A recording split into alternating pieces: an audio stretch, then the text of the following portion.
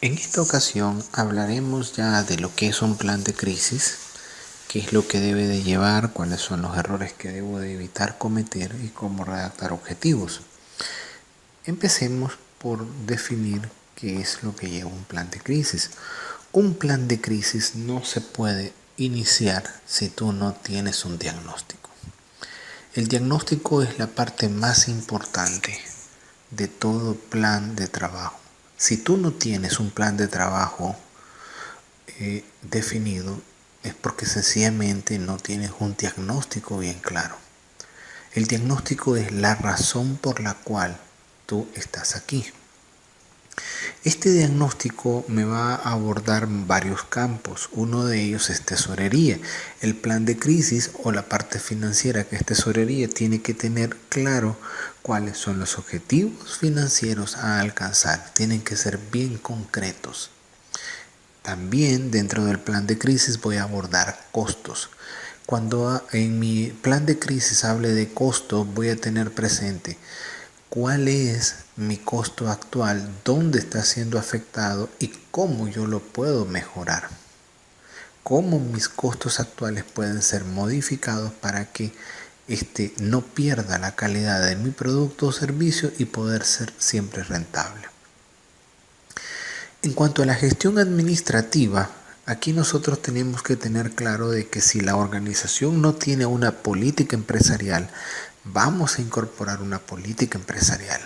¿Cuáles son los lineamientos globales de la organización? ¿Qué es lo que la organización va a hacer por mejorar su imagen corporativa? También tiene que tener claro cuáles son los objetivos a alcanzar como organización, tanto a corto plazo como a largo plazo, pero en este momento el plan de crisis lo vamos a enfocar a corto plazo.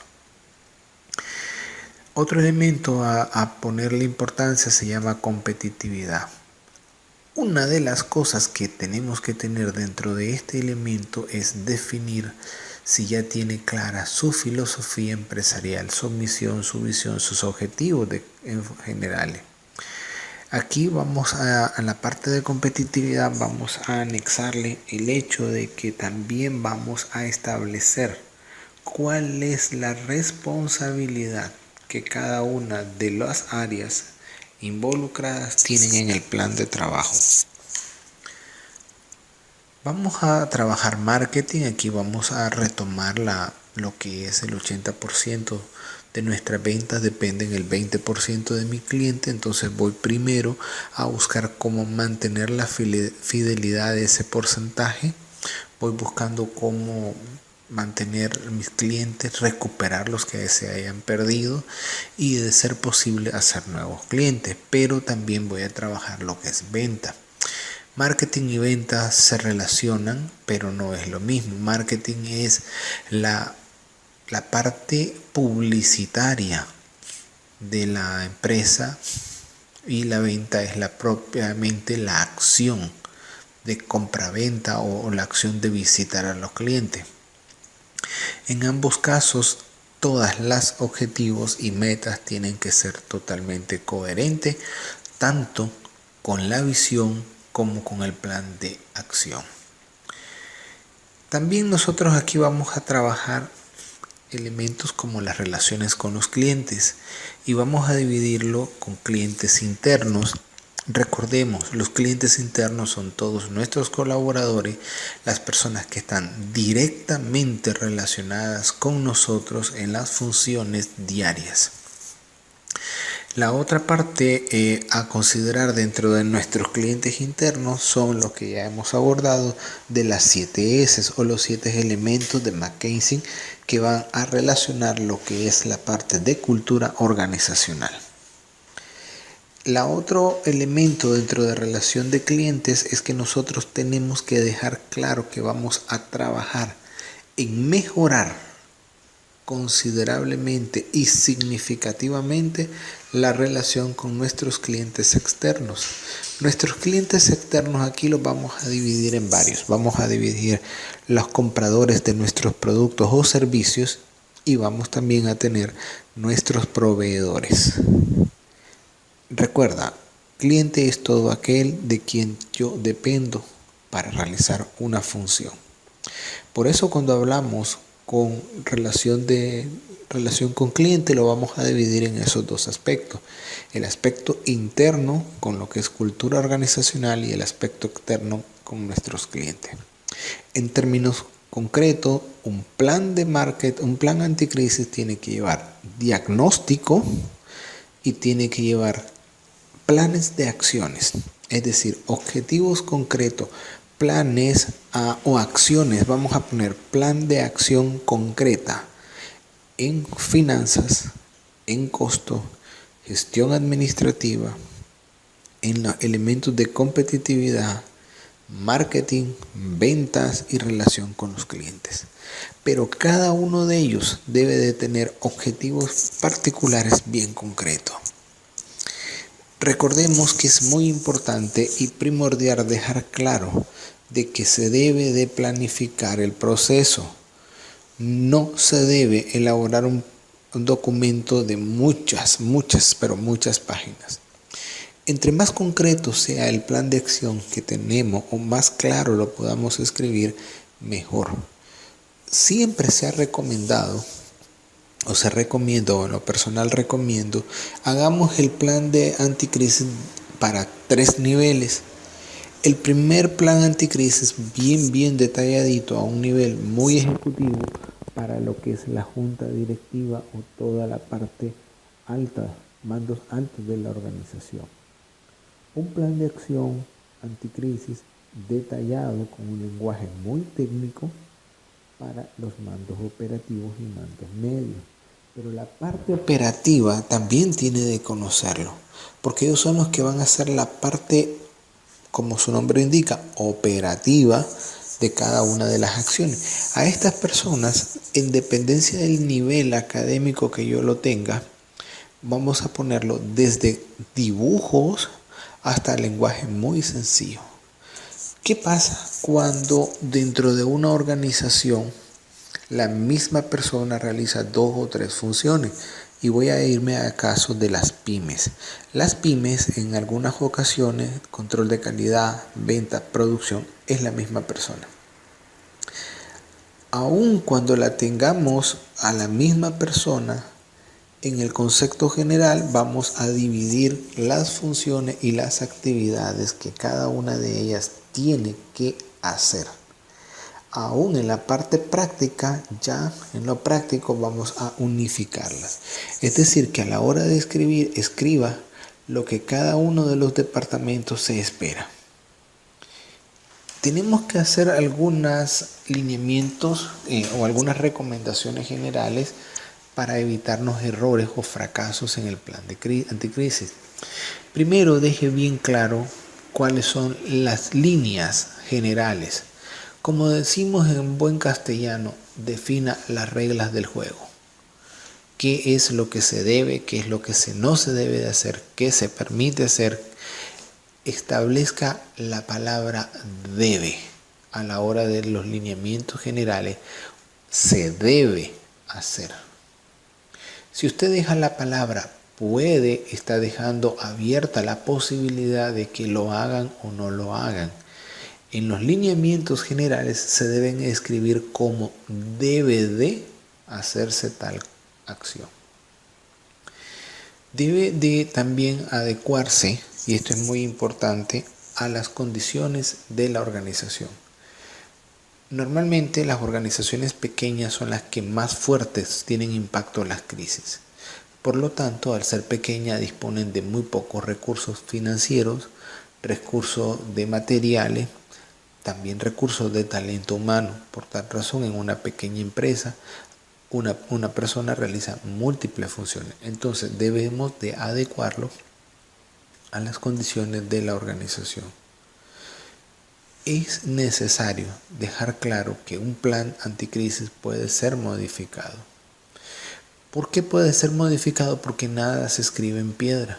Por eso es que la organización debe de tener la flexibilidad y la rapidez de en cualquier momento hacer cambios durante el proceso.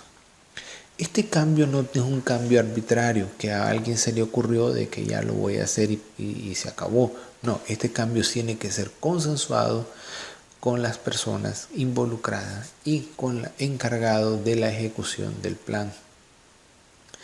Debe ser pensado con las opciones de modificaciones para darnos la oportunidad de hacerlo más flexible.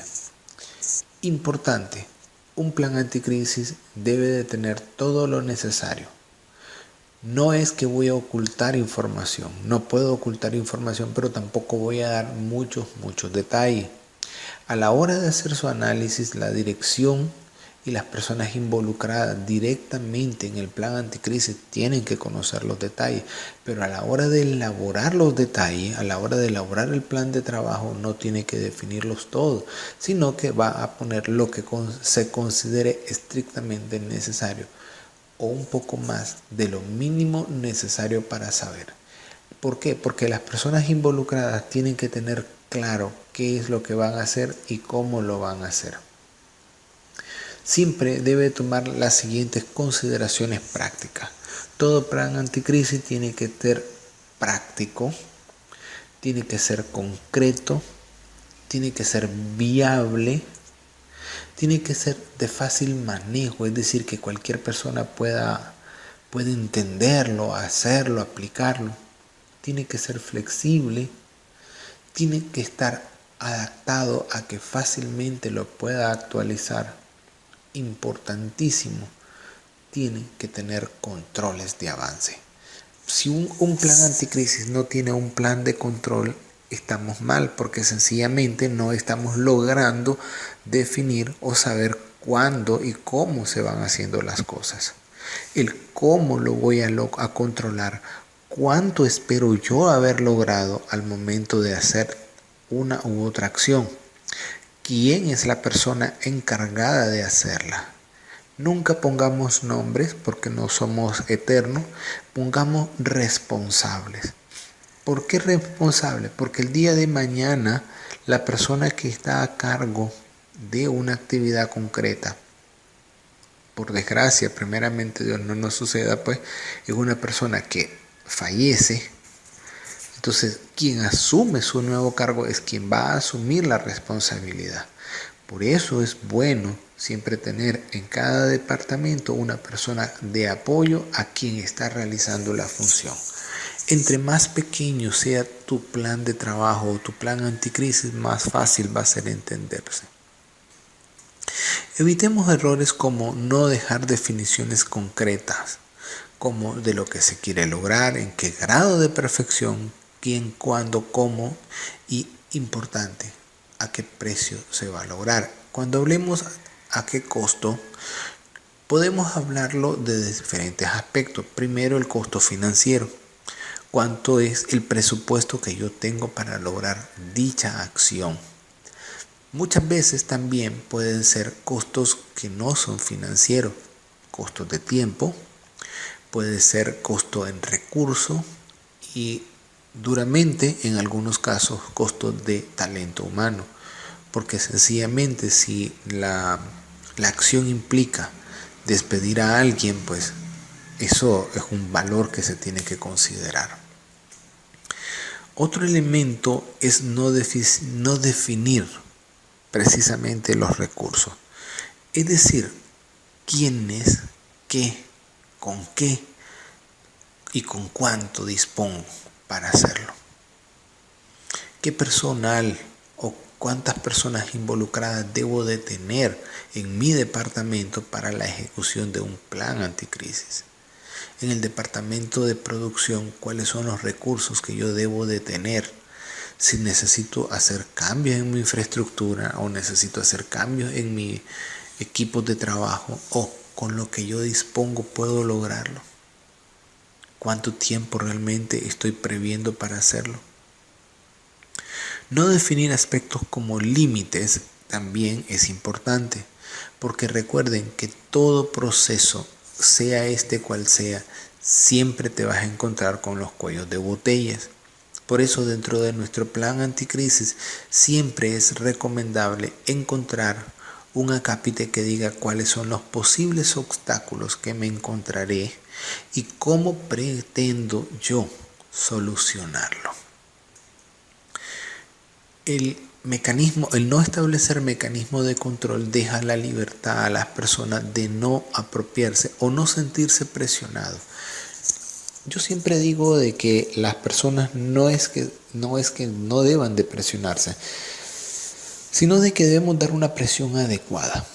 Esa presión adecuada es la que me lo va a dar los indicadores de control, porque cada persona va a entender de que tiene que cumplirlo en cierto tiempo, en cierta manera y con ciertas características. Si esta persona no los cumple, significa de que no está haciendo bien su trabajo. Entonces, a mí como director me da la facilidad y me da las herramientas de poder mejorar o corregir las cosas. Y la corrección puede ir desde muchos aspectos, desde el cambio de la persona o bien ver si es que lo que se está planteando no está de acuerdo a las necesidades o condiciones de la organización. Por eso es que tenemos que ya empezar a pensar qué es un objetivo. Los objetivos los vamos a dividir en tres. El objetivo general es lo más amplio, como su nombre lo indica, y habla a nivel general qué es lo que se pretende cumplir en función del tiempo. El objetivo muy particular se deriva del primero y va hablando acerca de cada unidad o cada acción a ejecutar. Aquí vamos a precisar intenciones y el cual debe de concluir con un objetivo general. El objetivo específico es más bajo aún, se deriva del objetivo particular y corresponde a cada detalle a realizar. Entonces, a la hora de redactar nosotros nuestros objetivos, tenemos que enfocarnos principalmente en objetivos generales y objetivos específicos. Pero los objetivos siempre deben de iniciar con un verbo en infinitivo. Y aquí, por ejemplo, tenemos las palabras como identificar, comparar, aplicar, diagnosticar, escribir, reflexionar y fundamentar. Para completar el enunciado se debe dar respuesta a un qué. Este qué se puede hacer con el fin, redactar de la siguiente manera: con el fin de tal cosa, con o para tal cosa lograrlo. Al momento de cerrar nuestro enunciado de nuestros objetivos, se debe de enunciar el cómo se logrará. El cómo, tenemos tres frases muy utilizadas, las más sencillas o más recomendadas, es mediante, a través de o utilizando. Son las frases. Entonces todo objetivo en la parte inicial debe de llevar un verbo infinitivo como los que están, ejemplo, identificar una acción con el fin de lograr que, mediante o a través de. Cada uno de nosotros va a definir la manera más sencilla de escribir. Acá en esta lámina lo que tenemos es ejemplos de objetivos generales o ejemplos de palabras a utilizar en objetivos generales y ejemplos de palabras a utilizar en objetivos específicos. Entonces, si los podemos entender, algunos se pueden duplicar, pero también pueden ser de mucha utilidad para todos nosotros el utilizar cualquiera uno de ellos.